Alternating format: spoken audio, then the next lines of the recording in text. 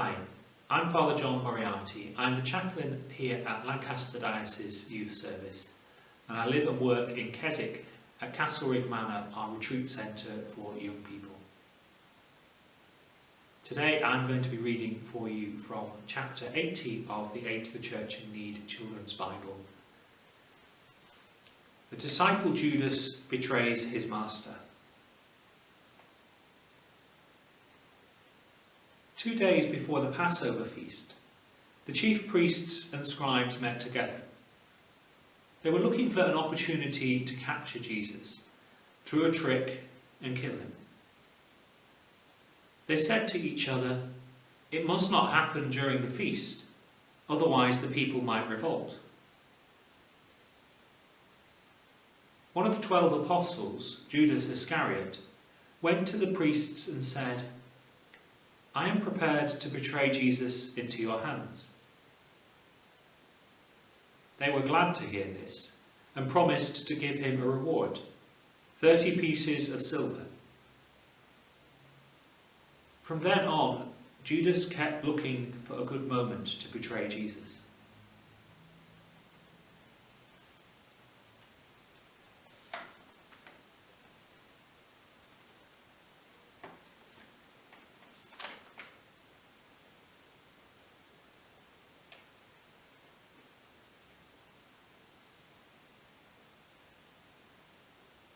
We normally think about Jesus being a good man.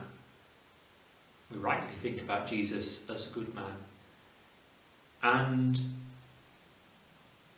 perhaps we're surprised then that he's upset people so much that they want to capture and kill him. But I guess Jesus' enemies are worried about the fact that Jesus has come to change things and upset things. They don't see what he's doing in terms of the good that he'll do, because Jesus will bring them closer to God or help people who are suffering. They see Jesus upsetting the fact that they're in control, that they have influence and are important to other people. And because they want to keep that importance, and they don't want to change the way that they live their lives, they decide to capture and kill Jesus.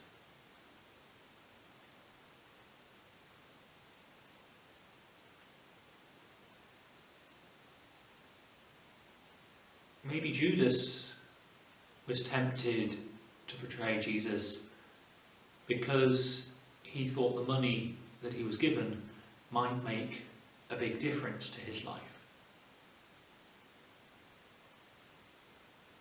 Maybe he thought he could be generous with it to other people. Maybe he thought he could help his friends and his family. Maybe he thought less generously it could make him more important. But he was tempted because the money seemed more important to him.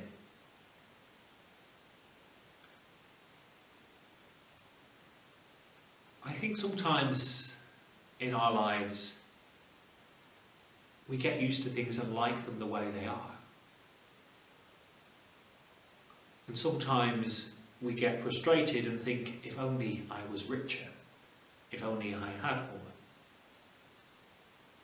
So sometimes we're like the Jewish leaders in the passage that we just heard, who want to capture and kill Jesus to keep things just as they are, to stop Jesus changing anything.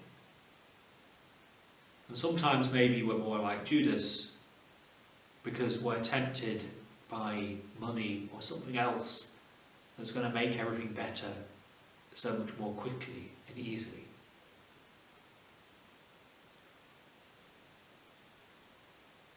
I think we should remember, though, that there are times when we're like these people. There are times when we get things wrong. Maybe not so dramatically and severely, as we heard in this passage. But we do give in to those temptations at times.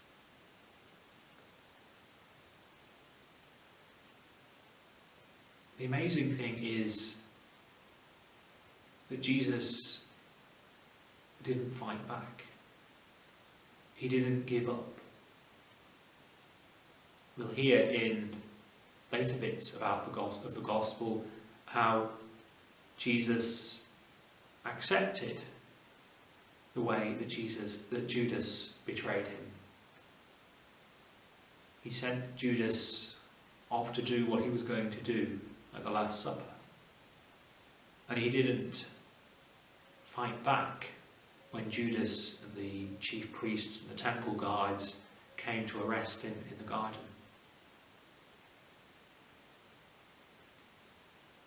Jesus loves all of us, even those of us who get it wrong.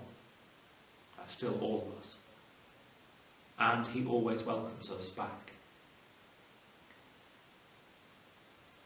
So perhaps in our lives we need to have a think about two things really coming out of today's reading. The first might be, are there times and ways in which, I'm reluctant to let Jesus into my life because I like things the way they are and I don't want to give something up? And are there times when, instead of turning to Jesus or to God for help, I look for quick fixes, when I think things would be so much easier if only I had a bit more money, if only I didn't have to do this or look after that? So maybe just take that time today to think about our lives and ask, do I let Jesus into my life? Do I look to him for help when things are difficult? Thank you for joining me for this today. God bless.